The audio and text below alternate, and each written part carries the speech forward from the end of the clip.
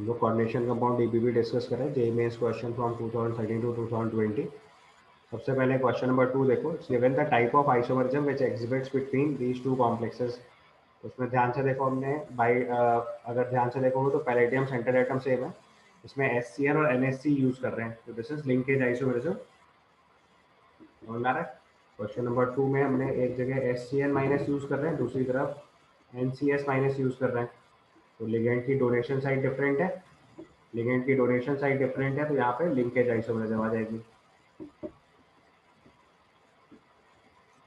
एम्बीडेंटेड ligands में ligand की site of donation अगर डिफरेंट कर देते हैं तो लिंकेज आइसोमरिज्म आती है। Then you ask question number 3। Question number 3 में पूछा है which of the following is diamagnetic. तो डायमैग्नेटिक मतलब सारे इलेक्ट्रॉन पेयर चाहिए। सबसे पहले केस में देखो, it is Fe3+, Fe3+ D5 configuration आएगा, तो ये शॉर्ट शॉर्ट पैरामैग्नेटिक आएगा, चाहे स्ट्रॉन्ग फील्ड लिगेंड हो चाहे वीक फील्ड लिगेंड हो। अगला वाला केस चेक करेंगे तो it is Cobalt 3+, Cobalt 3+ is configuration is D6, और कोबाल्ट के केस में ऑक्सीडाइज आयन को स्ट्रॉन्ग फील्ड लिगेंड की तरह ट्रीट करते हैं, तो सारे इलेक्ट्रॉन पेयर्ड हो जाएंगे, तो ये डायमैग्नेटिक हो गया। इसके बाद अगला केस लेंगे Fe3+। Fe3+ में फिर से D5 कॉन्फ़िगरेशन है, तो इसमें भी अनपेयर्ड इलेक्ट्रॉन जरूर आएगा। लास्ट वाले केस में Cobalt 3+ है और ये D6 कॉन्फ़िगरेशन है, लेकिन F- जो है वो वीक फील्ड लिगेंड है, ये पैरामैग्नेटिक आ जाएगा।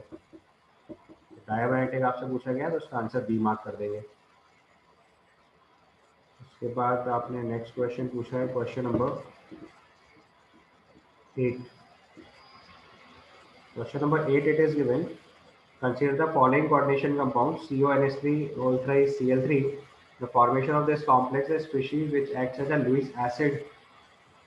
तो लुईस एसिड मतलब जो इलेक्ट्रॉन पेयर एक्सेप्ट करेगा, राइट। तो Cobalt 3+ central atom Lewis acid होता है। हमारे पास कॉम्प्लेक्स है CONH3 ये होल 6Cl3 ये कॉम्प्लेक्स है, इसमें अमोनिया अपना लोड पेयर डोनेट कर रहा है, तो ये लिगेंड है, तो इसको हम लोग लुईस बेस की तरह ट्रीट करेंगे। This is X as an Lewis base. Cobalt 3+ जो है वो इलेक्ट्रॉन पेयर एक्सेप्ट कर रहा है, ये आपका सेंट्रल एटम है, इसको लुईस एसिड लिख देंगे। इसका आंसर हम लोग मार्क करेंगे सी। समझ आया मतलब? Answer will be C over here. Clear? Next you ask question number 18। Question number 18 में लिखा है the equations which are balanced represents the correct compound is MgH2 whole 6 2+ इसकी EDTA4- से रिएक्शन करा रहे हैं एक्सेस ऑफ NaOH के साथ। ठीक है, तो मैग्नीशियम आपको पता है EDTA के साथ कॉम्प्लेक्स बनाता है, EDTA जो है वो बेटा लिगेंड काम करता है मैग्नीशियम के साथ।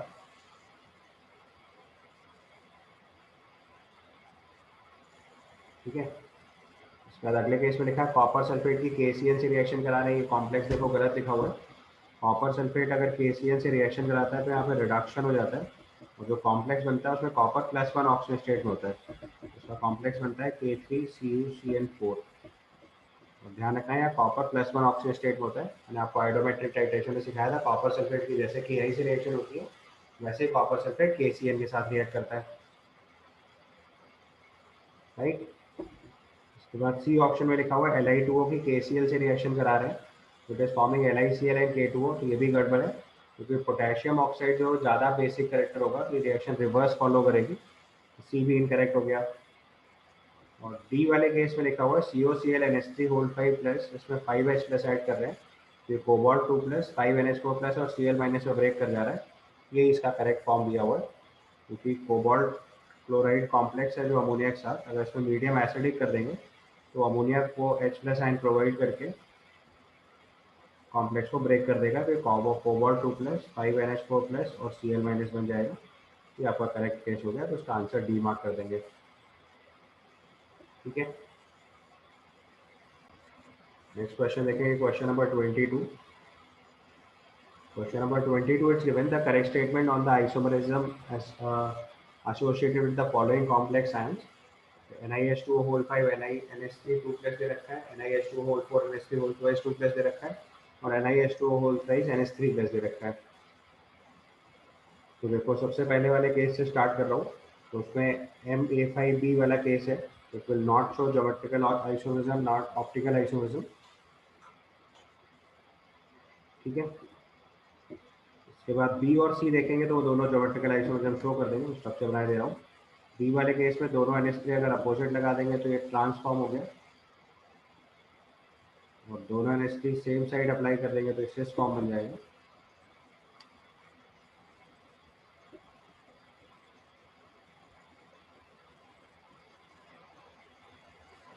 अमोनिया के रिस्पेक्ट में ट्रांसफॉर्म, दूसरा वाला सिस फॉर्म, तो it will show GI।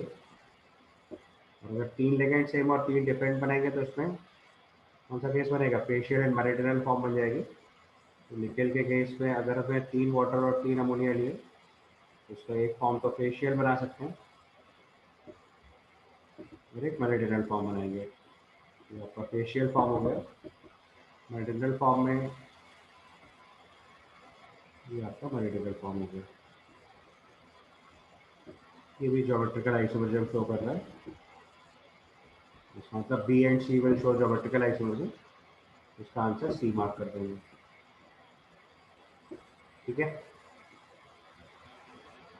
Clear यहाँ पे? क्वेश्चन देख लो 22 में।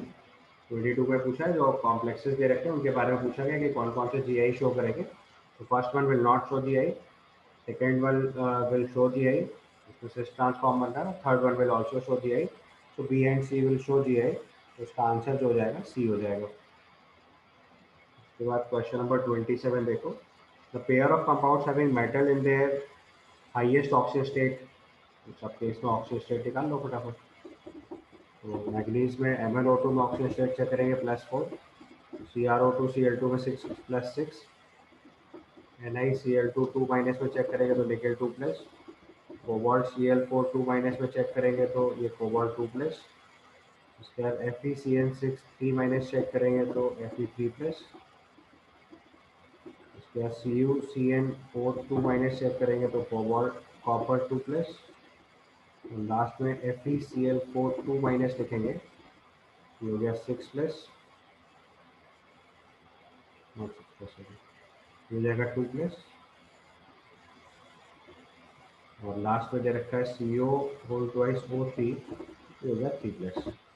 इसमें पूछा था pair of compound having metals in their highest oxygen state. तो हाईएस्ट ऑक्सीजन स्टेट अगर आप चेक करोगे तो that comes out in C option. Copper का +2 हायर आ रहा है और आयरन का +3 हायर आ रहा है, ये आपका सी ऑप्शन करेक्ट हो गया। आयरन अपनी +3 ऑक्सीजन स्टेट में हायर ऑक्सीजन स्टेट स्टेबल, और कॉपर का अपना +2 ऑक्सीजन स्टेट आ रहा है, वो भी हायर ऑक्सीजन स्टेट स्टेबल। इसका आंसर सी मार्क कर देंगे। ठीक है, इसके बाद क्वेश्चन नंबर 28 देखेंगे। 28 में लिखा विच of the following ion does not liberate hydrogen gas on reaction with dilute acid. तो डाइल्यूट एसिड के साथ जो हाइड्रोजन लिबरेट नहीं करेगा, इसका मतलब इसका आपको स्टैंडर्ड रिडक्शन पोटेंशियल जो चेक करना है वो पॉजिटिव बन जाना चाहिए बेसिकली। ठीक है, तो इसका आंसर हम लोग डी मार्क कर देंगे, मैंगनीज। Mn2+, इसका रिडक्शन पोटेंशियल लिखेंगे Mn3+2 Mn2+।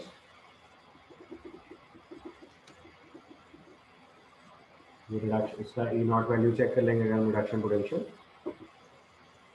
तो आपको बताया कि जिन भी एलिमेंट्स में स्टैंडर्ड रिडक्शन पोटेंशियल नेगेटिव बन जाता है वो सब हाइड्रोजन गैस लिबरेट करा देते हैं। E0 ऑफ Mn3+2 Mn2+ जो है वो पॉजिटिव वैल्यू आएगी। मैग्नीज, आयरन और कोबाल्ट के लिए +3 से +2 जो स्टैंडर्ड रिडक्शन पोटेंशियल है पॉजिटिव वैल्यू आता है, तो इस केस में हाइड्रोजन गैस लिबरेट नहीं करा सकते। टाइटेनियम, वैनेडियम और क्रोमियम के +2 स्टेट में स्टैंडर्ड रिडक्शन पोटेंशियल नेगेटिव आएगा, तो ये सब हाइड्रोजन गैस लिबरेट करा सकते हैं। इसके बाद क्वेश्चन नंबर 30। क्वेश्चन नंबर 30 में लिखा है कंसीडर द फॉलोइंग स्टेटमेंट्स।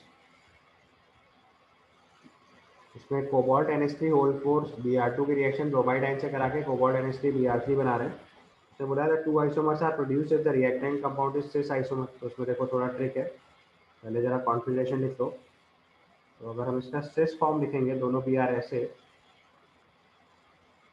और ये 4 NH3 ऐसे हैं, तो ये सिस फॉर्म। अब सिस फॉर्म में से अगर हम एक अमोनिया को ब्रोमाइड आयन से रिप्लेस करें तो ध्यान से देखो, अगर इस अमोनिया को रिप्लेस करेंगे तो ये आपका फेशियल फॉर्म बनाएगा, और अगर इस अमोनिया को रिप्लेस करेंगे तो ये मेरिटेरियल फॉर्म बनाएगा। तो इसके दो पॉसिबल केस बन सकते हैं। अगर मैंने पहले वाले अमोनिया को रिप्लेस कराया तो ये फेशियल फॉर्म बन जाएगी, डिफरेंट आइसोमर, ये आपका फेशियल फॉर्म बन रहा है। और अगर इस अमोनिया को रिप्लेस करके हम इसका कॉन्फ़िगरेशन लिखेंगे, ये मेरिटेरियल फॉर्म बनेगी। सिर्फ एक बार ध्यान से लिखना है, आपको समझ आ जाएगा अपने आप। ये स्ट्रक्चर लिखेंगे तो ये मेरिडियनल फॉर्म है, तो ये दोनों ज्योमेट्रिकल आइसोमर बन रहे हैं। तो अगर हमारा गिवन कंपाउंड सिस फॉर्म होगा तो इससे दो आइसोमर प्रोड्यूस होंगे, एक फेशियल फॉर्म, एक मेरिडियनल फॉर्म। और अगर इसका ट्रांसफॉर्म होगा तो अभी स्ट्रक्चर ड्रॉ करके देखना पड़ेगा एक बारी। So two isomers are produced if the reactant ion is cis form, और only one isomer is produced if the reactant isomer is transformed। तो एक बार ट्रांसफॉर्म का स्ट्रक्चर और लिखो इसमें। अगर ये दोनों ट्रांसफॉर्म में होंगे तो दोनों बी आर इधर लिखेंगे। तो अभी चारों अमोनिया जो है वो सिमेट्रिकल है, आप किसी को भी रिप्लेस करोगे तो एक ही आइसोमर बनने वाला। All four ammonia are symmetrical. So इनमें से कोई भी अमोनिया रिप्लेस करोगे it will always form meridional form. इसका फेशियल फॉर्म बन ही नहीं सकता, because all four ammonia are identical. ये आपका ट्रांसफॉर्म दे रखा है, ट्रांसफॉर्म से ये हमेशा मेरिडियनल फॉर्म ही बना रहा है। अगर सिस फॉर्म है तो दो आइसोमर्स बन रहे हैं, ट्रांसफॉर्म है तो एक ही आइसोमर बन रहा है, दैट इज मेरिडियनल फॉर्म। ठीक है, इसका स्टेटमेंट चेक करेंगे तो two isomers are produced if the reactant complex is cis isomer, ये करेक्ट हो गया। Only one isomer is produced if the reactant complex is trans isomer, ये भी करेक्ट हो गया, यानी 1 and 3 करेक्ट है। इसका आंसर ए लिखेंगे। समझ गए? अच्छा देख लो आप दोनों ध्यान से। अगर सिस आइसोमर होगा तो ब्रोमाइड आयन रिप्लेस कर सकते हैं। दो तरह का अमोनिया है, एक बार से फेशियल फॉर्म बनेगा, एक बार से मेरिडियनल फॉर्म बनेगा। और अगर ये ट्रांसफॉर्म है तो चारों अमोनिया की पोजीशन आइडेंटिकल है, आप किसी भी पोजीशन पे Br को रिप्लेस कर लो, that will give you the single isomer that to meridional form. समझ आएगी टेक्निक? एक बार बस लिखने वाला सवाल था, बहुत बढ़िया सवाल है बस, लेकिन क्वेश्चन उनके लिए है जिन्होंने अगर बिना लिखे ट्राई करेंगे तो ये डेफिनेटली गलत हो जाना। Then comes question number 31. Two complexes cobalt chromium H2 whole 6 Cl3A and chromium NH3 whole 6 Cl3B are violet and yellow colored respectively. The incorrect statement regarding this: delta O value of A is less than that of B. Delta O value of A and B can be calculated from the energies of violet and yellow light respectively. Both absorb energy corresponding to their complementary colors and both are paramagnetic and free unpaired electrons। तो देखो पहले आपको एक बार इसका configuration लिखना पड़ेगा। ठीक है, तो आपसे इनकरेक्ट स्टेटमेंट पूछा गया है। पहले केस में लिखा है delta value of A is less than B, वो क्लियर है क्योंकि वाटर और अमोनिया में वाटर वीक फील्ड लिगेंड है, अमोनिया स्ट्रॉन्ग फील्ड लिगेंड है। तो पहला स्टेटमेंट करेक्ट हो गया। अमोनिया और वाटर में अमोनिया की लिगेंड स्ट्रेंथ ज़्यादा होती है, तो लिगेंड स्ट्रेंथ ज़्यादा होगी जिसके लिए उसके डेल्टा ओ ज़्यादा होगा। ए ऑप्शन सही है। बी ऑप्शन में लिखा है delta O value of A and B can be calculated the energies of violet and yellow light respectively, बिल्कुल सही है क्योंकि आपको जो डेल्टा ओ वैल्यू कैलकुलेट करनी है, एक मिनट, यही स्टेटमेंट इनकरेक्ट हो गया। इसमें इनकरेक्ट पूछा ना, तो जैसे हमारी स्प्लिटिंग हुई तो ये T2G और EG की स्प्लिटिंग हुई, ये इसका डेल्टा ओ है। तो डेल्टा ओ की वैल्यू कैलकुलेट करने के लिए डायरेक्टली वॉयलेट और येलो यूज़ नहीं कर सकते, इसके कॉम्प्लीमेंट्री कलर यूज़ करने पड़ेंगे क्योंकि मॉलिक्यूल का जो कलर दिखता है वेवलेंथ उसकी कॉम्प्लीमेंट्री एब्जॉर्ब होती है। यहाँ लैम्डा एब्जॉर्ब जो होगा उससे इसका डेल्टा ओ निकल पाएगा, और जो एब्जॉर्ब होगा कलर उसका कॉम्प्लीमेंट्री दिख रहा होगा। तो अगर कॉम्प्लेक्स वायलेट और येलो कलर है तो ये कॉम्प्लीमेंट्री कलर जो होंगे उसके करस्पॉन्डिंग से डेल्टा ओ निकाल पाएंगे। तो स्टेटमेंट बी इनकरेक्ट हो गया। सी में लिखा है both absorb energies corresponding to their complementary colours, ये एकदम सही है। Both are paramagnetic with 3 unpaired electrons, और क्योंकि कलर्ड आ रहे हैं तो पैरामैग्नेटिक होने के चांसेस ज़्यादा है। बाकी अगर ध्यान से चेक करोगे एक बार कॉन्फ़िगरेशन, तो ये क्रोमियम 3 प्लस स्टेट है। क्रोमियम 3 प्लस स्टेट का कॉन्फ़िगरेशन लेंगे तो 3D3 कॉन्फ़िगरेशन आएगा। अब चाहे स्ट्रॉन्ग फील्ड लिगेंड हो और चाहे वीक फील्ड लिगेंड हो, कोई फ़र्क ही नहीं पड़ता क्योंकि इलेक्ट्रॉन की पेयरिंग नहीं होने वाली है। ये हमेशा 3 अनपेयर्ड इलेक्ट्रॉन मेंटेन रखेगा, पैरामैग्नेटिक आ जाएगा। तो लिगेंड की स्ट्रेंथ का प्रॉब्लम ही नहीं है। 3 अनपेयर्ड इलेक्ट्रॉन आएंगे और ये पैरामैग्नेटिक ही होगा। ये भी स्टेटमेंट सही है, उसका स्टेटमेंट नंबर बी इनकरेक्ट हो गया। समझ गया ना, बी क्यों इनकरेक्ट हो गया? क्योंकि डेल्टा ओ निकालने के लिए वेवलेंथ एब्जॉर्ब निकालना पड़ेगा, और जो वेवलेंथ एब्जॉर्ब होगी वो कलर की कॉम्प्लीमेंट्री वाली होगी। जो कलर एब्जॉर्ब होता है उसका कॉम्प्लीमेंट्री कलर देखने को मिलता है। ठीक है, कॉम्प्लीमेंट्री कलर थ्योरी सिखाई थी आपको। Then comes question number 32, the complexes that have highest crystal splitting energy. थोड़ा सही कर लीजिएगा, it should be crystal field splitting energy लिख लो। The complex that have highest crystal field splitting energy. तो क्रिस्टल फील्ड स्प्लिटिंग एनर्जी किस किस बात पर डिपेंडेंट होती है? लिगेंड की स्ट्रेंथ और सेंट्रल एटम का चार्ज। यहाँ पे देखो एक साइनाइड लिगेंड है, एक अमोनिया लिगेंड है, एक क्लोराइड लिगेंड है और एक अमोनिया लिगेंड है। तो स्ट्रॉन्गेस्ट फील्ड लिगेंड कौन सा है यहाँ पे? साइनाइड। उसका आंसर ए हो जाएगा। समझ गया ना बात को? जो CFSE है will be more for strong field ligand. और इसमें अगर ध्यान से चेक करेंगे तो Cl minus strongest strong field ligand है। बाकियों के रिस्पेक्ट में वाटर, अमोनिया, क्लोराइड में अगर स्ट्रेंथ ऑफ लिगेंड मार्क करेंगे तो साइनाइड सबसे स्ट्रॉन्ग फील्ड लिगेंड है, then it is ammonia, then it is water, then it is chloride. ये स्ट्रेंथ है लिगेंड की, सबसे स्ट्रॉन्ग लिगेंड Cl माइनस है, तो इसी के लिए सबसे ज़्यादा CFSE आ जाएगी, यानी डेल्टा ओ वैल्यू सबसे हायर आएगा। तो 32 का आंसर ए मार्क कर देंगे। इसके बाद क्वेश्चन नंबर 33 देखो। क्वेश्चन नंबर 33 में लिखा है homoleptic octahedral complexes of metal ion M3+। तो 3 मोनोडेंटेट लिगेंड्स।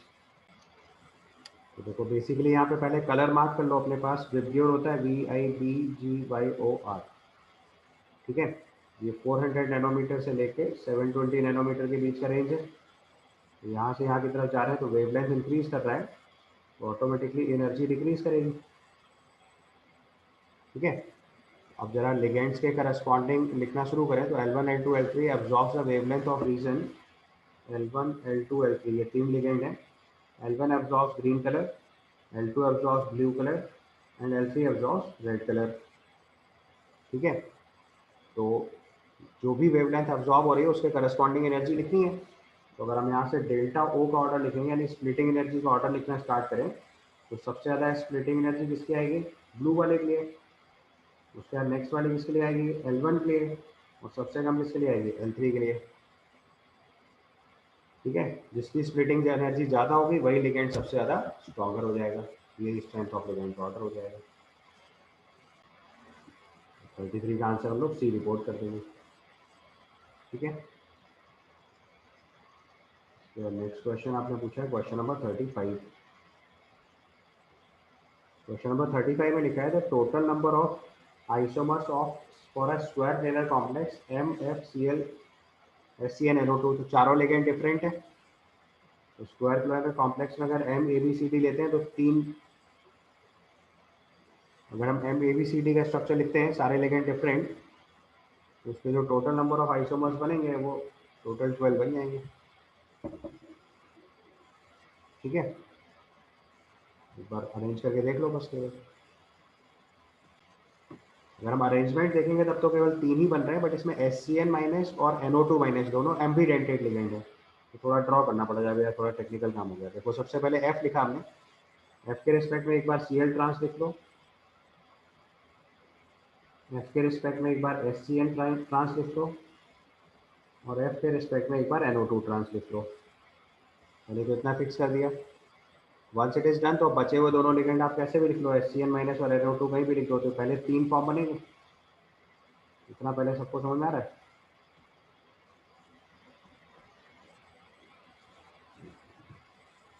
एक NO2 हो गया, यहाँ पे आ जाएगा Cl, यहाँ आ जाएगा Cl।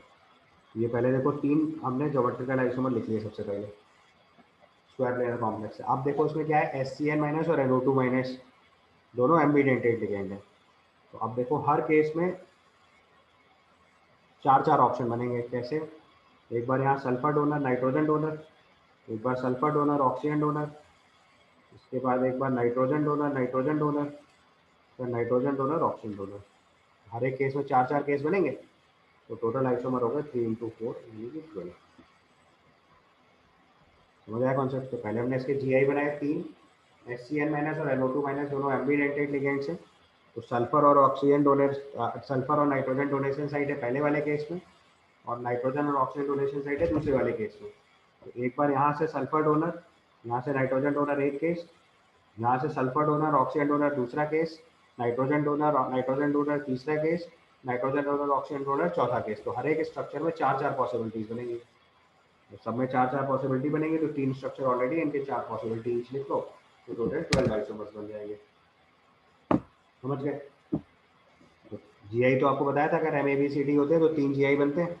अब उन 3 में एम्बीडेंटेड लिगेंड्स होने की वजह से और पॉसिबिलिटीज क्रिएट हो गई, सो टोटल 12 आंसर हो जाएगा। Then comes question number 36।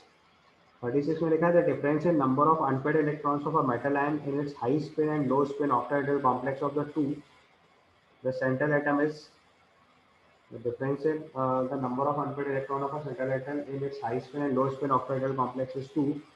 तो आपको देखो लो स्पिन और हाई स्पिन में दो इलेक्ट्रॉन्स का डिफरेंस आ रहा है। Difference in number of unpaired electrons of a metal ion high spin and low spin octahedral complex is 2। तो मेटल आयन बताना है, एक एक करके लिखो। सबसे पहले अगर Fe2+ कॉन्फ़िगरेशन है तो D6 कॉन्फ़िगरेशन हुआ। D6 को अगर हम स्ट्रॉन्ग फील्ड लिगेंड या हाई स्पिन में लिखेंगे बेसिकली, अगर D6 को हाई स्पिन में लिखेंगे तो 4 अनपेड इलेक्ट्रॉन बनेंगे, 1 2 3 4 5 6 ऐसे आएगा। और अगर लो स्पिन में लिखेंगे तो ये सारे इलेक्ट्रॉन पेयर कर जाएगा। अब आप चाहो तो T2G इजी फॉर्म में भी लिख सकते हो, वो आपकी मर्जी है, VBT से करो या CFT से करो। तो उसमें डिफरेंस कितना आ रहा है, 4 इलेक्ट्रॉन का। दूसरा केस लिखेंगे कोबाल्ट 2+, D7 कॉन्फ़िगरेशन होगा। कोबाल्ट 2+, D7 कॉन्फ़िगरेशन होगा। और इसका भी हाई स्पिन और लो स्पिन लिख डालो। कोबाल्ट हमारा D7 कॉन्फ़िगरेशन होगा, इसका भी हाई स्पिन और लो स्पिन केस लिखो फटाफट। तो हाई स्पिन D7 लिखेंगे तो 3 अनपेड इलेक्ट्रॉन बनेंगे, 1 2 3 4 5 6 7। और लो स्पिन में लिखेंगे तो इलेक्ट्रॉन्स पेयर करा देंगे तो एक अनपेड इलेक्ट्रॉन बचेगा। तो उसमें 2 इलेक्ट्रॉन का डिफरेंस आ रहा है। अगर डिफरेंस चेक करें तो यहाँ डिफरेंस करेंगे तो 4 इलेक्ट्रॉन, तो उसका आंसर बी हो गया। वैसे अगला केस लिखेंगे Mn2+, D5 कॉन्फ़िगरेशन। D5 का हाई स्पिन और लो स्पिन लिखेंगे अगर हम लोग, तो D5 के केस में ये ऐसे 5 इलेक्ट्रॉन आ जाएंगे, एक unpaired electron. Sorry, high spin में तो सारे अनपेड लिख लो।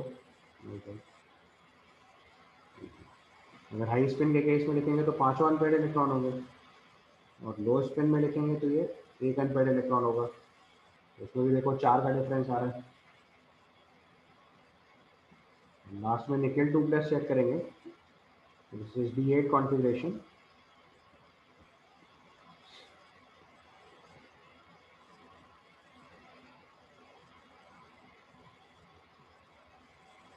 तो D8 कॉन्फ़िगरेशन ऐसे होगा, और लो स्पिन में करेंगे तो ऐसे हो जाएगा। ठीक है,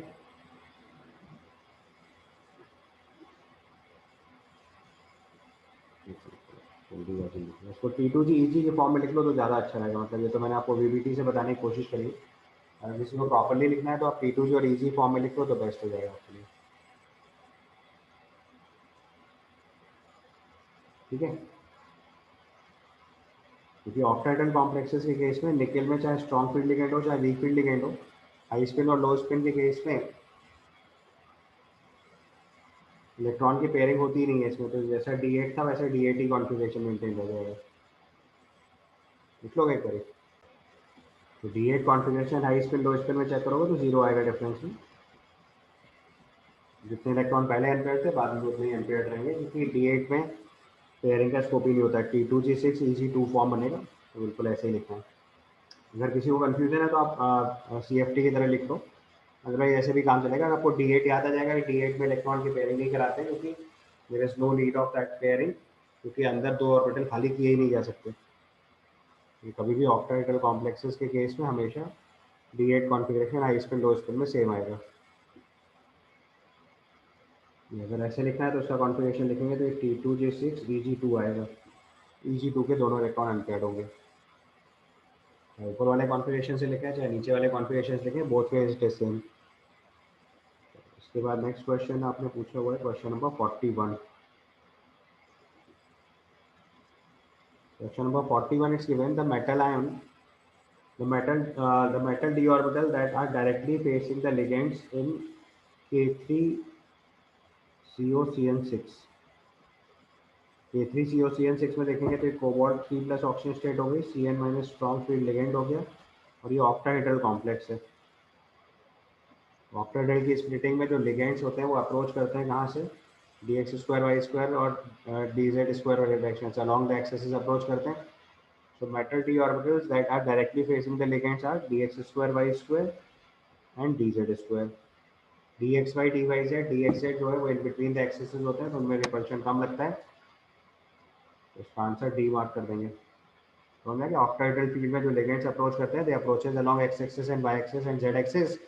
So dx square y square and dz square are along axis, so they are facing direct repulsion from the ligand। इसका आंसर डी मार्क कर देंगे। इसके बाद next question you asked is question number 49। 49 से पहले देखो किसी का कोई और डाउट हो तो फटाफट मार्क करो। इसके बाद क्वेश्चन नंबर 49 में देखो पूछा है the one that show optical activities. तो ऑप्टिकल एक्टिविटी की आपको रूल पता है, प्लेन ऑफ सिमेट्री नहीं आनी चाहिए। ऑप्शन ए में देखो पीओएस है, ऑप्शन बी चेक करोगे तो उसमें भी देखो प्लेन ऑफ सिमेट्री है। पहचान पा रहे हो, देखो इसमें तो यही वाला प्लेन ऑफ सिमेट्री है, ए और ए ऊपर नीचे कट जाएगा। इस वाले केस में इन दोनों ए को ज्वाइन करो इस बी और इस ए के साथ, ये देखो प्लेन ऑफ सिमेट्री होगी, दोनों बी अलग अलग कट जाएंगे। इसके बाद ऑप्शन डी चेक करेंगे तो उसमें भी देखो प्लेन ऑफ सिमेट्री है, इसका आंसर सी हो जाएगा। ऑप्टिकल एक्टिविटी के लिए सिमेट्री नहीं चाहिए होती है, ऑप्शन सी इसका आंसर हो जाएगा। समझ आई बात, ऑप्शन सी देख लो आप ध्यान से, कैन शो ऑप्टिकल आइसोमेरिज्म। ठीक है, जैसे यहाँ पे पीओएस से डिसाइड कर दिया हमने, अगर आपको क्विकली करना है तो उसमें देखो A B and D shows plane of symmetry,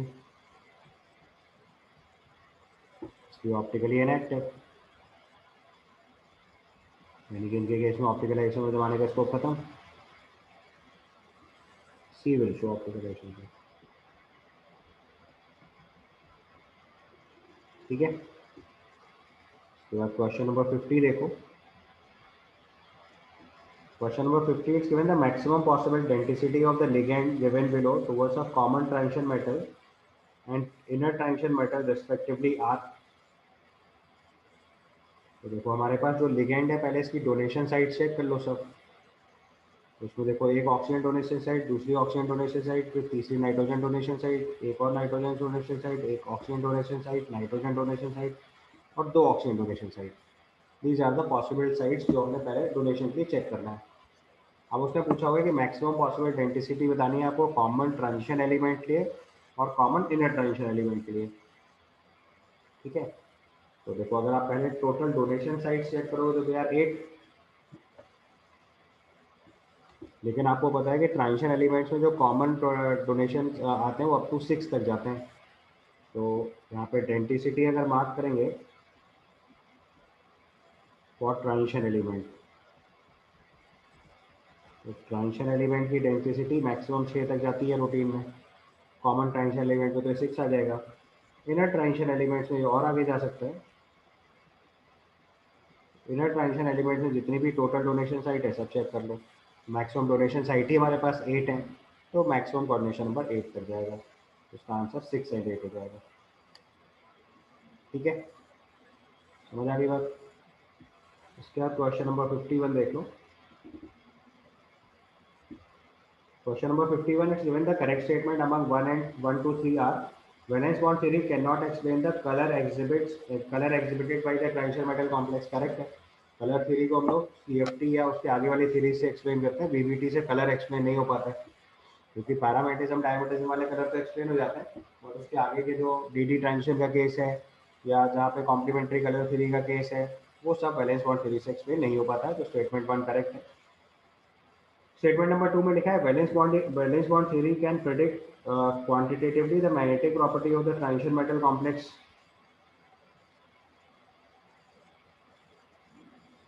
valence bond theory can predict quantitatively the magnetic property of the transition metal complex. ये सही है, क्योंकि नंबर ऑफ अनपेयर्ड इलेक्ट्रॉन तो पता चल जाता है, तो √Nn+2 बोर मैग्नेट्रॉन से मैग्नेटिक प्रॉपर्टी मेजर कर सकते हैं। ठीक है, तो valence bond theory can predict quantitatively, sorry यहाँ फॉल्ट हो गया, उसमें लिखा है देखो quantitatively the magnetic property of transition metals, तो ये गड़बड़ हो गया, क्योंकि हम स्पिन ओनली मैग्नेटिक मोमेंट तो निकाल सकते हैं, बट जो एक्चुअल मैग्नेटिक प्रॉपर्टी है वो यहाँ से डिफाइन नहीं कर सकते, तो 2 स्टेटमेंट इसका रॉन्ग हो गया। 3 में लिखा है valence bond theory can not distinguish ligands as strong field ligand and weak field ligand ones. ये भी सही है, उसके करेक्ट स्टेटमेंट हो गए 1 और 3। समझ आ गया, तो उसमें वैलेंस बॉन्ड थ्योरी जो है वो मैग्नेटिक प्रॉपर्टी के बारे में आइडिया तो लगा देता है, बट क्वांटिटेटिवली जो हमें एग्जैक्ट मैग्नेटिक प्रॉपर्टी चाहिए वो नहीं मेजर हो पाएगी। हम स्पिन ओनली मैग्नेटिक मोमेंट तो बता सकते हैं नंबर ऑफ अनपेयर्ड इलेक्ट्रॉन के बेसिस पे, बट जो एग्जैक्ट क्वांटिटेटिव या ऑब्जर्व मैग्नेटिक प्रॉपर्टी आती है वो यहाँ से नहीं बताई जा सकती, वो CFT से बताता है। इसका आंसर 1 और 3 करेक्ट हो गया, इसका आंसर सी रिपोर्ट करेंगे। अगर केवल हमें स्पिन ओनली मैग्नेटिक मोमेंट लिखना हो √Nn+2 बोर मैग्नेट्रॉन, तो वो हम लोग वैलेंस बॉन्ड थ्योरी से बता सकते हैं, बट एग्जैक्ट क्वांटिटेटिव मेजरमेंट जो है वो VBT से नहीं होता है। ठीक है, उसके बाद क्वेश्चन नंबर 53 में लिखा है complexes absorbs light in the visible region, the correct order of the wavelength of the light absorbed by them। फिर से वही लॉजिक हो गया, स्ट्रेंथ लिगेंड की चेक कर लो। 53 में देखो हमारे पास जो लिगेंड है वो है अमोनिया, तो देखो कॉमन है, पहले मैं कॉम्प्लेक्स लिख दे रहा हूँ, COCl NH3 2+, दूसरा कॉम्प्लेक्स है CONH3 वाटर 3+, और तीसरा कॉम्प्लेक्स है CONH3 6 these are the complexes जो 1 2 3 मार्क करके दिए गए हैं। तो जरा ध्यान से देखो, तो कॉम्प्लेक्स नंबर, पहले सारे कॉम्प्लेक्सेस में जो कोबाल्ट है वो प्लस की ऑक्सीजन स्टेट में, पहली चीज़ ये चीज़ चेक कर लो। तो central atom is common in all the cases. Ligand check करना है, तो अमोनिया तो कॉमन है 5 लिगेंड, वो तो हटा दो, यहाँ पे क्लोराइड आइन है, यहाँ वाटर है और यहाँ अमोनिया है। तो अगर हम यहाँ से स्ट्रेंथ कंपेयर करेंगे लिगेंड्स की, तो क्लोराइड आइन सबसे वीक फील्ड लिगेंड है, फिर वाटर है और फिर अमोनिया है। ठीक है, तो जो लिगेंड स्ट्रॉन्गर होगा उसके लिए एनर्जी स्प्लिटिंग की ज़्यादा होगी, वेवलेंथ अपने आप कम हो जाएगी। तो इसमें पूछा था correct order of wavelength of light absorb bye them, तो अगर हम इनकी वेवलेंथ लिखेंगे तो अमोनिया के लिए मिनिमम हो जाएगा, तो और Cl- के लिए मैक्सिमम हो जाएगा। तो मिनिमम वेवलेंथ मतलब मैक्सिमम एनर्जी होती है, और लिगेंड की स्ट्रेंथ जितनी ज़्यादा होगी उतनी ज़्यादा एनर्जी रिक्वायर्ड होगी एब्जॉर्प्शन में, राइट। तो मिनिमम वेवलेंथ किसके लिए आएगी, अमोनिया के लिए। तो उसमें ऑर्डर ऑफ वेवलेंथ लिखना है, तो दैट विल बी 1 2 3, ये आंसर बन जाएगा। आंसर चेक करो एक बार जल्दी से, इट विल बी सी। समझ आ गया, जिसके लिए स्प्लिटिंग चेक करेंगे ऐसे, ये स्प्लिटिंग है हमारे लिए, जितना स्ट्रॉन्ग फील्ड लिगेंड होगा उसके लिए स्प्लिटिंग उतनी ज़्यादा आएगी, स्प्लिटिंग जितनी ज़्यादा आएगी एनर्जी गैप उतना ज़्यादा हो गया, तो वेवलेंथ उतनी कम लगेगी। अमोनिया स्ट्रॉन्गेस्ट फील्ड लिगेंड है, उसमें स्प्लिटिंग सबसे ज़्यादा होगी, वेवलेंथ मिनिमम आएगी। क्लोराइड आयन में एनर्जी सबसे कम होगी, वेवलेंथ सबसे ज़्यादा यूज़ करेंगे। Then you ask question number 54. In question number 54, it's given the spin only magnetic moment of FeH2O whole 6 2+ and CrH2O, यहाँ पे water कर लो एक स्क्रीन पे, it must be CrH2O whole 6 2+ are nearly same। तो जब हम यहाँ पे अगर ऑप्शन लिखेंगे तो ये Fe2+ स्टेट है, Fe2+ state is D6 configuration, and Cr2+ configuration लिखेंगे तो it will be D4। Chromium configuration is 4s1 3d5, 2 electron निकाल लेंगे तो ये भी D4 कॉन्फ़िगरेशन आ गया। तो दोनों के स्पिन ओनली मैग्नेटिक मोमेंट लगभग बराबर आएंगे, सही है, क्योंकि वाटर को वीक फील्ड लिगेंड की तरह ट्रीट करेंगे। तो D6 में भी 4 अनपेयर्ड इलेक्ट्रॉन आएंगे और D4 में भी 4 अनपेयर्ड इलेक्ट्रॉन बन जाएंगे। So the spin only magnetic moment for FeH2O whole 6 2+ and CrH2O whole 6 3+ are nearly same, तो ठीक बैठ गया। उसका लिखा था spin only magnetic moment for NiH2O whole 4 H2O 2 plus 2.83 Bohr magneton. तो देखो आपको पता है निकेल का 2 प्लस स्टेट में ऑक्टाहेड्रल कॉम्प्लेक्स है, और ऑक्टाहेड्रल कॉम्प्लेक्स है तो उसमें इलेक्ट्रॉन D8 कॉन्फ़िगरेशन में अनपेयर्ड इलेक्ट्रॉन दो मेंटेन रहेंगे, क्योंकि मैंने आपको बताया था निकेल का ऑक्टाहेड्रल कॉम्प्लेक्स में इलेक्ट्रॉन की पेयरिंग का कॉन्सेप्ट ही नहीं होता है, दो अनपेयर्ड इलेक्ट्रॉन होंगे, टू अनपेयर्ड इलेक्ट्रॉन होंगे तो मैग्नेटिक मोमेंट इसका लिखेंगे √8 बोर मैग्नेटॉन, √8 विल बी 2.83। ये भी सही हो गया। अगले स्टेटमेंट लिखा है जेमस्टोन रूबी है Cr3 plus and occupying the octahedral sides of beryl. ये गड़बड़ हो गया। आपको बताया था कि रूबी के केस में ऑक्टाहेड्रल साइड डिफाइंड नहीं होती, इमराल्ड में डिफाइंड होती है, कोई भी साइड ऑक्यूपाई कर सकता है। ये ऑप्शन सी इसका इनकरेक्ट हो गया। डी में लिखा है the colour of COCl NH3 plus 5 is violet as it absorb yellow light. ये आपको कॉम्प्लीमेंट्री कलर चेक कर लेना एक बार। तो जेमस्टोन रूबी है Cr3 plus and occupying octahedral side of beryl, ये गड़बड़ हो गया, this is true for emerald. और अगर कॉम्प्लीमेंट्री कलर देखना है तो वॉयलेट के लिए कॉम्प्लीमेंट्री कलर येलो होता है, या येलो का कॉम्प्लीमेंट्री कलर वॉयलेट होता है। तो अगर कलर वॉयलेट आ रहा है तो येलो अब्जॉर्ब हो रहा होगा, और येलो आता है तो वॉयलेट अब्जॉर्ब हो रहा होता है। तो येलो अब्जॉर्ब है तो कलर आपको वॉयलेट दिख रहा है, जैसे कॉम्प्लीमेंट्री। उसका डी करेक्ट हो गया। इनकरेक्ट स्टेटमेंट पूछा है तो सी आंसर लिख देंगे। इसके बाद क्वेश्चन नंबर 56 देखो। Question number 56 it's given the complex ion that will be the complex ion that will lose its crystal field stabilization energy upon oxidation of its metal to +3 oxygen state। तो आपको बताना है किस case में oxidation से उसकी CFSE में फर्क पड़ जाएगा।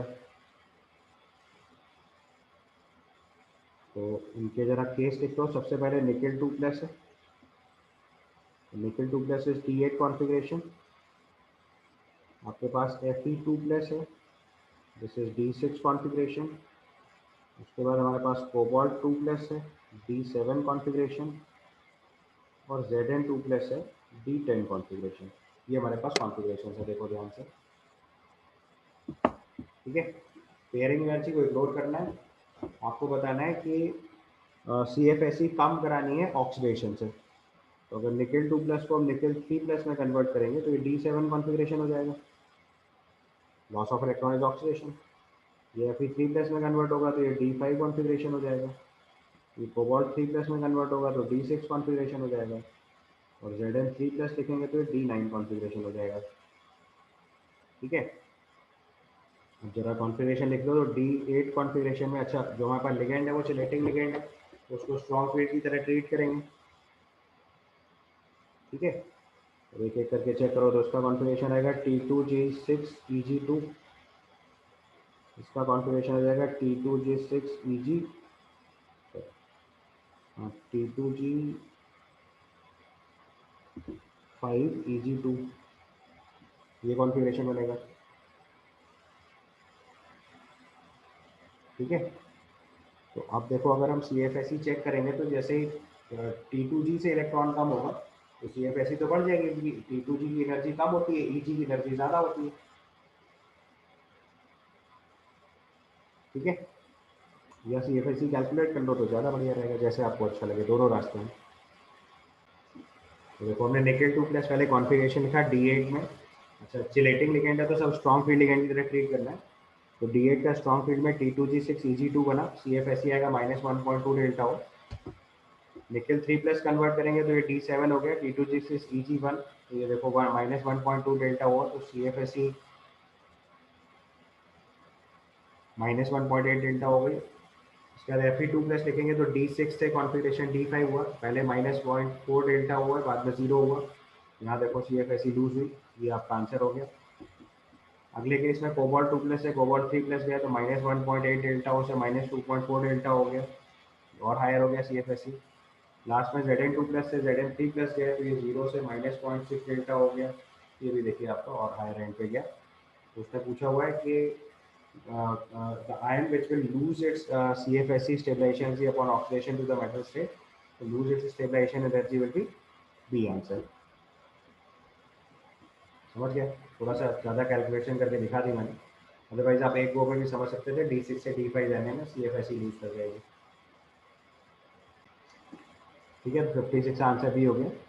Next question is asked, question number 57, complete removal of both axial ligands along the z-axis from the octahedral complex ligand to which of the following splitting patterns relative orbital energy do not scale।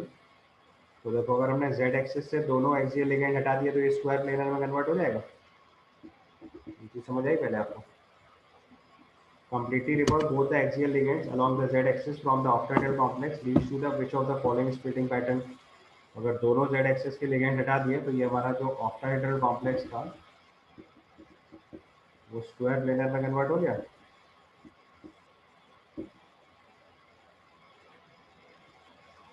जो octahedral complex था वो square planar में convert हुआ। Square planar की splitting लिख लेनी है आपको। स्क्वायर प्लेनर की स्प्लिटिंग कैसे आती है? dx स्क्वायर वाई स्क्वायर सबसे ज़्यादा एनर्जी होती है, फिर dx वाई, फिर dz स्क्वायर, फिर dx Y Z, dy Z. आपको स्क्वायर प्लेनर की स्प्लिटिंग लिखनी पड़ेगी। ऑक्टाहेड्रल की स्प्लिटिंग याद है, T2G और EG दो स्प्लिटिंग होती है। यहाँ पे dxy, dyz, dxz होता है। यहाँ dx स्क्वायर वाई स्क्वायर और dz स्क्वायर होता है। स्क्वायर प्लेनर में dz स्क्वायर की एनर्जी कम हो जाती है और dxy की एनर्जी बढ़ जाती है। ये ऑर्डर बन जाता है। सिंपली स्क्वायर प्लेनर की स्प्लिटिंग लिखी थी तो उसका आंसर डी मार्क कर देंगे। तो dxz और dyz बराबर एनर्जी हो जाएगा। उसके बाद dz स्क्वायर, फिर dxy, फिर dx स्क्वायर वाई स्क्वायर। तो आंसर मस्ट बी डी। उसके बाद अगला क्वेश्चन आपने जो पूछा है that is question number 61। Question number 61 it's given, the theory that can completely or properly explains the nature of bonding of NiCO4। NiCO4 में ये कैपिटल O पर लीजिएगा, नीचे में मेटल कार्बोनाइल सी बॉन्डिंग होगी। अब अगर आपको कंप्लीट थ्योरी एक्सप्लेन करनी है तो ये मॉलिक्यूलर ऑर्बिटल थ्योरी से एक्सप्लेन होगा। वर्नर्स थ्योरी सबसे इनिशियल थ्योरी है, वैलेंस बॉन्ड थ्योरी उसका एडवांस वर्जन है, CFT उसका एडवांस वर्जन है, और जो लास्ट में सबसे कॉमन थ्योरी एक्सप्लेन करते हैं that is molecular orbital theory. तो 61 का अगर आपको कंप्लीट एक्सप्लेनेशन चाहिए तो MOT से एक्सप्लेन होगा। ठीक है, तो प्रॉपर्ली एक्सप्लेन द थ्योरी, तो ये सीक्वेंस में लिखा। वर्नर्स थ्योरी सबसे पहले थ्योरी थी जो आई नोटिस में, फिर वैलेंस बॉन्ड थ्योरी आई, फिर उसका एडवांस वर्जन CFT है, उसके बाद मॉलिक्यूलर ऑर्बिटल थ्योरी है। ठीक है, तो मोस्ट एडवांस थ्योरी से ये सब प्रॉपर एक्सप्लेन होगा, क्योंकि इसमें सिनर्जिक बॉन्डिंग आती है तो उसको एक्सप्लेन करने के लिए MOT तक जाना पड़ेगा। क्योंकि आपको याद होगा अगर कॉन्सेप्ट मैंने बताया था कि मेटल का जो इनर डी इलेक्ट्रॉन है वो कार्बन मोनोऑक्साइड के पाई एंटी बॉन्डिंग मॉलिक्यूलर ऑर्बिटल में जाता है। अगर आपको पूरा कॉन्सेप्ट याद हो तो उसमें inner D electron of central metal atom move to pi anti bonding molecular orbital of carbon. ये बॉन्डिंग होती है सिनर्जिक बॉन्डिंग, अगर आपको याद है। और कार्बन का जो इलेक्ट्रॉन पेयर है वो कार्बन का जो लोड पेयर ऑफ इलेक्ट्रॉन और मेटल के वैकेंट डी में जाता है, उससे सिग्मा बॉन्ड फॉर्म होता है। तो अगर इसकी पूरी बॉन्डिंग एक्सप्लेन करनी है तो आपको मॉलिक्यूलर ऑर्बिटल थ्योरी अप्लाई करनी पड़ेगी। इसके बाद क्वेश्चन नंबर 62। 62 में लिखा है among the statements A to D the correct statement is, sorry the incorrect one पूछा गया, नॉट करेक्ट वन। तो इनकरेक्ट स्टेटमेंट लिखना है, तो सबसे पहले स्टेटमेंट चेक करो। पहले आप सारे स्टेटमेंट एक बार चेक कर लो। So it's given octahedral cobalt 3 plus complexes with strong field ligand have very high magnetic moment। देखो इधर पर हो गया, कोबाल्ट का 3 प्लस मतलब D6 स्टेट हो गया। कोबाल्ट 3 प्लस मतलब D6 कॉन्फ़िगरेशन हो गया और स्ट्रॉन्ग फील्ड लिगेंड हो गया, तो ऑल इलेक्ट्रॉन पेयर्ड हो जाएंगे। तो जब ऑल इलेक्ट्रॉन पेयर्ड हो जाएंगे तो ये लो स्पिन कॉम्प्लेक्स बनेगा। लो स्पिन बनेगा तो उसका मैग्नेटिक मोमेंट बहुत कम हो जाएगा। ऑल इलेक्ट्रॉन पेयर्ड लो स्पिन मतलब मैग्नेटिक मोमेंट बहुत कम, तो ए स्टेटमेंट इसका इनकरेक्ट हो गया। स्टेटमेंट नंबर बी में लिखा हुआ है delta O less than P. तो स्प्लिटिंग एनर्जी पेयरिंग एनर्जी से कम है, इसका मतलब इलेक्ट्रॉन पहले हायर एनर्जी लेवल पे जाएगा फिर पेयरिंग होगी। The electron configuration of cobalt 3 plus in an octahedral complex will be. तो अगर हमारे पास delta O less than P है तो इलेक्ट्रॉन पहले हायर एनर्जी में जाएगा फिर पेयरिंग होगी। तो अगर D6 फिल करेंगे तो ये आ जाएगा T2G4 Eg2। ये सही लिखा हुआ है। अगले केस में लिखा है wavelength of light absorb by CO en whole size 3 plus is lower than COF6 3 minus, ये भी सही है। जो ई एन है वो स्ट्रॉन्ग फील्ड लिगेंड है एफ माइनस के रिस्पेक्ट में। ई एन और एफ में ये लिगेंड स्ट्रेंथ हो गई, और जो लिगेंड स्ट्रॉन्गर होगा उसके लिए डेल्टा ओ ज़्यादा होगा, वेवलेंथ कम होगी, तो उसके लिए डेल्टा ओ मोर आएगा और वेवलेंथ लेस आएगी। एब्जॉर्ब वेवलेंथ लेस आएगी, ये भी सही है, wavelength of light absorb by this one is lower then this, ये भी ठीक है। इसके बाद ऑप्शन डी में लिखा है delta O for the octahedral complexes of cobalt 3 plus 18,000 centimetre inverse, the delta T of for its tetrahedral complexes with the same ligand will be. तो आपको पता है कि डेल्टा टी की वैल्यू जो होती है अप्रॉक्सीमेटली 4/9 टाइम्स ऑफ डेल्टा ओ होता है। अगर हम उसको सॉल्व करेंगे तो आ जाएगा 4/9 इंटू 18,000, इसको सॉल्व करेंगे अगर हम लोग, ये 8,000 बनेगा। ठीक है, तो ये 16,000 सेंटीमीटर इनवर्स दे रखा है, ये इनकरेक्ट दे रखा है, तो इनकरेक्ट स्टेटमेंट हो गए ए एंड डी, उसका आंसर 2 मार्क कर देंगे। Incorrect are A and D, तो उसका आंसर 2 मार्क कर दीजिए। ठीक है, समझ में आई बात। इसके बाद देखो क्वेश्चन नंबर 63।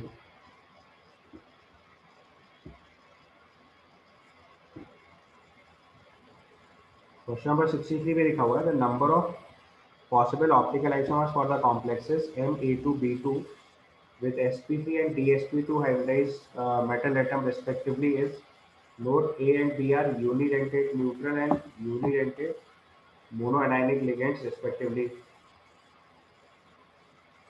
तो दोनों जीरो हो जाएंगे, क्योंकि आपको पता है कि sp3 और dsp2 दोनों ही के केस में अगर मोनोडेंटेट लिगेंड्स हैं तो किसी भी केस में ऑप्टिकल आइसोमरिज्म नहीं आ सकती। बताया था आपको कि कोऑर्डिनेशन नंबर 4 के केस में ऑप्टिकल आइसोमरिज्म नहीं लिखा जाता है। Coordination number 4 no optical isomerism, दोनों के लॉजिक सिखाए थे। स्क्वायर प्लेनर में तो प्लेनरिटी आ जाएगी, और टेट्राहेड्रल में अगर चारों लिगेंड डिफरेंट होते हैं तो एक बार को ट्राई कर भी सकते थे, बट उस केस में भी बताया था कि आइसोलेशन कराना इंपॉर्टेंट होता है। अगर आइसोलेट हो जाएंगे तो आइसोमर्स तो ऑप्टिकल आइसोमरिज्म लिखी जाती है, बट यहाँ दो लिगेंड सेम दिए तब तो कन्फ्यूजन ही नहीं है। तो कोऑर्डिनेशन नंबर 4 के केस में कोई भी ऑप्टिकल आइसोमरिज्म नहीं आएगी, इसका आंसर 4 मार्क कर देंगे। ठीक है, इसके बाद next question is question number 67। 67 लिखा है the correct order of calculated spin only magnetic moment for the complexes A to D. ये चेक कर लो जरा, सबके इलेक्ट्रॉन अनपेयर निकाल लो।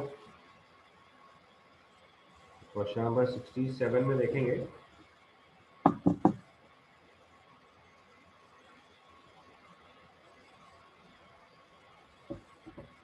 तो 67 में देखो हमने लिगेंड लिखा सबसे पहले NiCO4। NiCO4 डायमैग्नेटिक होगा, सारे इलेक्ट्रॉन पेयर्ड होंगे, मैग्नेटिक मोमेंट इसका जीरो हो जाएगा। इसके बाद NiH2O होल 6Cl2 लिखेंगे तो ये ऑक्टाहेड्रल कॉम्प्लेक्स हो गया, D8 कॉन्फ़िगरेशन आएगा। D8 कॉन्फ़िगरेशन में 2 अनपेयर्ड इलेक्ट्रॉन लिखेंगे, ये √8 बोर मैग्नेट्रॉन हो गया। इसके बाद NiCN4 2 माइनस लिखेंगे तो ये भी DsP2 कॉन्फ़िगरेशन हो गया स्ट्रॉन्ग फील्ड लिगेंड के साथ, तो ये भी डायमैग्नेटिक आ जाएगा। लास्ट में PdCl2 PPS3 वोल्ट वाइज दे रखा है। पैलेडियम जो हो गया वो 4D सीरीज का सेंट्रल एटम हो गया। 4D सीरीज में सारे लिगेंड स्ट्रॉन्ग फील्ड की तरह काम करते हैं। ठीक है, तो ये भी DsP2 हाइब्रिडेशन बन जाएगा।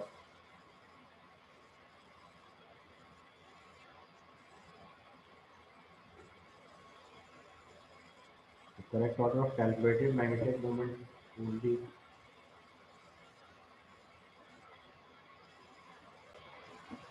उसमें जो पैलेडियम है वो 4D सीरीज का एलिमेंट हो गया, तो उसमें जो भी लिगेंड होंगे सब स्ट्रॉन्ग फील्ड की तरह क्रिएट करेंगे, तो सारे इलेक्ट्रॉन पेयर करा देंगे इसमें भी।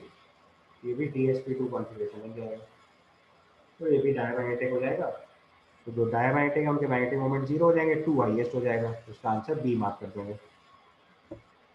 ठीक है, आंसर अगर डी दिया है तो करेक्ट कर लो बेटा, इसका आंसर जो है बी हो जाएगा 67। ठीक है, उसके बाद next question you asked is question number 72।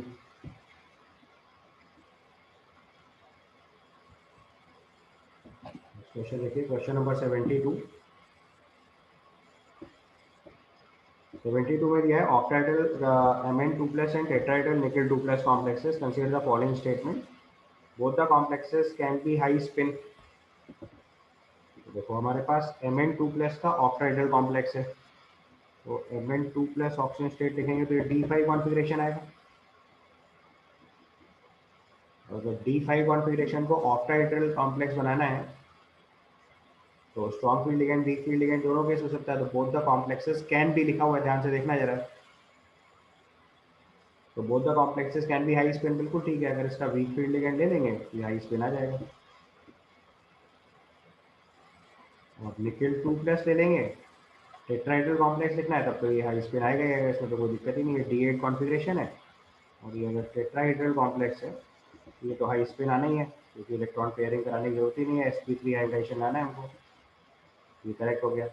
दूसरे केस में लिखा है nickel 2+ complexes can very rarely भी लो स्पिन, ये भी सही है, क्योंकि टेट्राहेड्रल कॉम्प्लेक्सेस लो स्पिन होते ही नहीं है, तो रेयर कॉम्बिनेशन होगा, तो ये भी सही हो गया।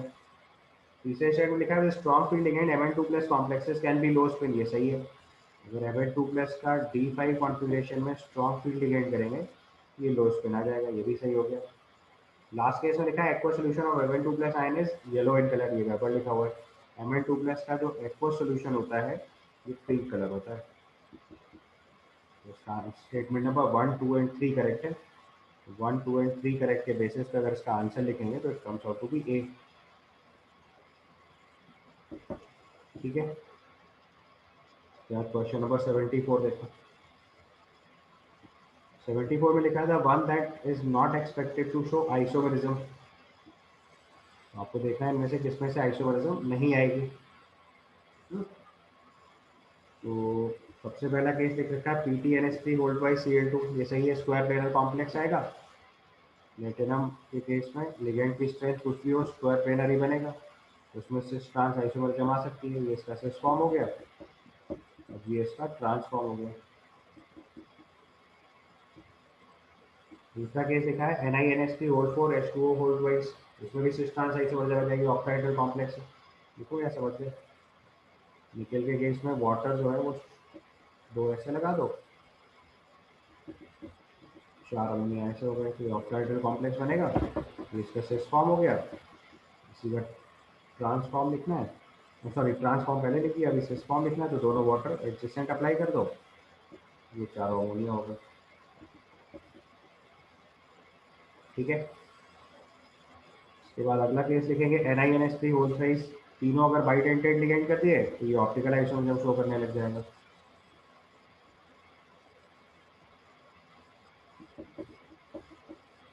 शो ऑप्टिकल आइसोमर, लास्ट में NiNH3 होल ट्वाइस Cl2 दे रखा है, तो बस यही आइसोमर नहीं शो कर पाएगा, ये टेट्राहेड्रल कॉम्प्लेक्स बन जाएगा। NiNH3 होल ट्वाइस Cl2 लिखेंगे तो it will not show isomer, not show isomer,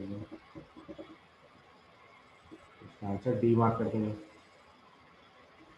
समझ आ गया कॉन्सेप्ट, बाकी सबकी आइसोमर से मैंने मार्क कर दी, जो नहीं है वो क्लियर हो गया। 74 का आंसर डी मार्क कर देंगे।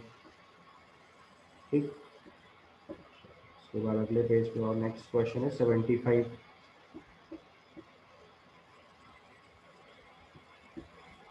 क्वेश्चन नंबर 75 में लिखा है simplified absorption spectra of the complexes 1, 2, 3 of Mn+ ion provides below. Their lambda max values are marked as A, B, C respectively. The correct match between the complexes and their lambda max values will be।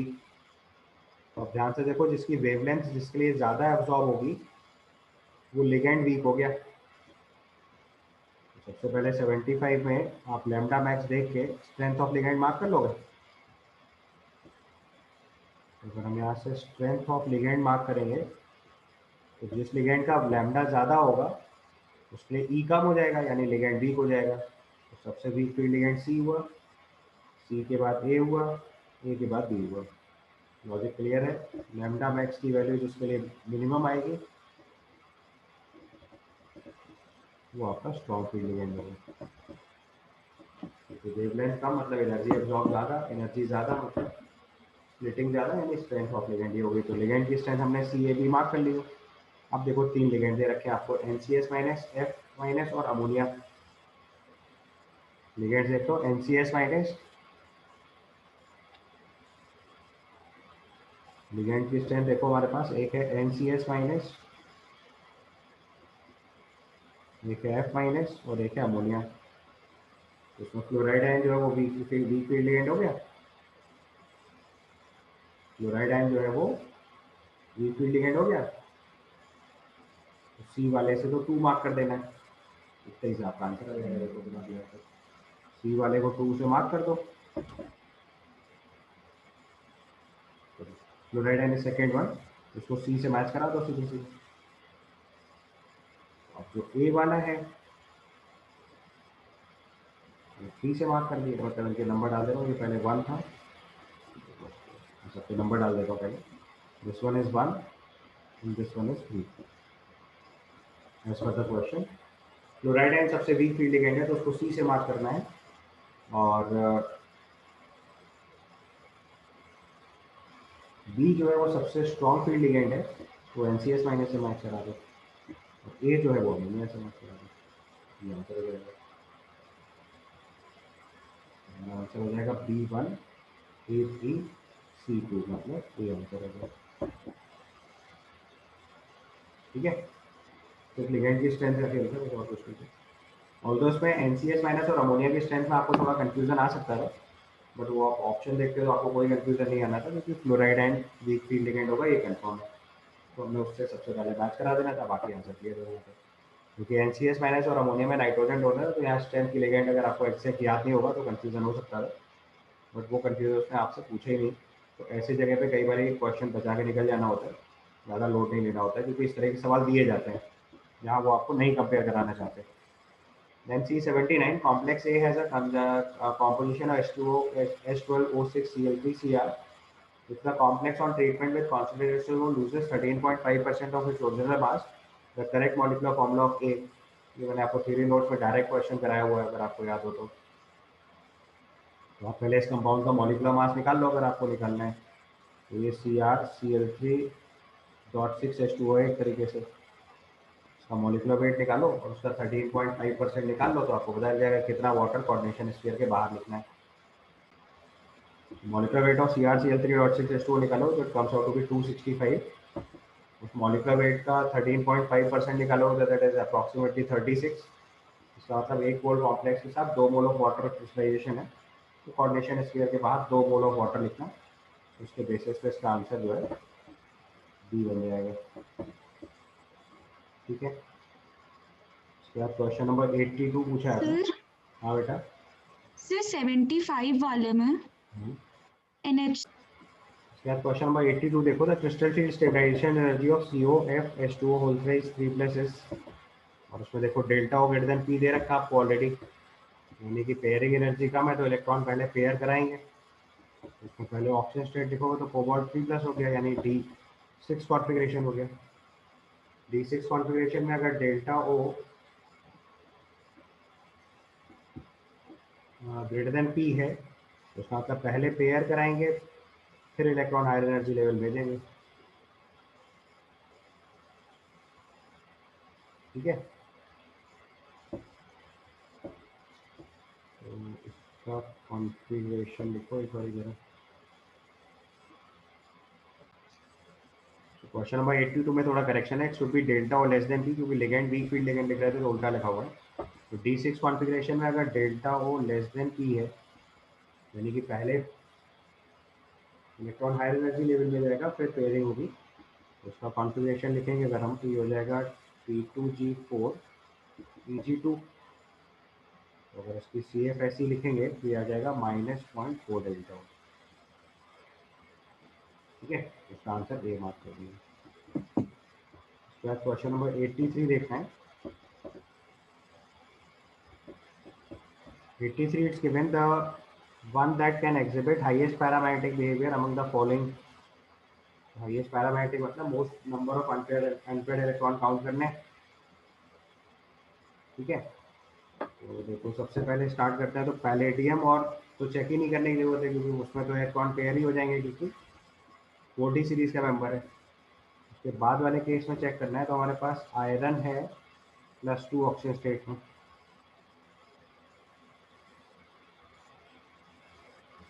Glycine एक minus और है तो plus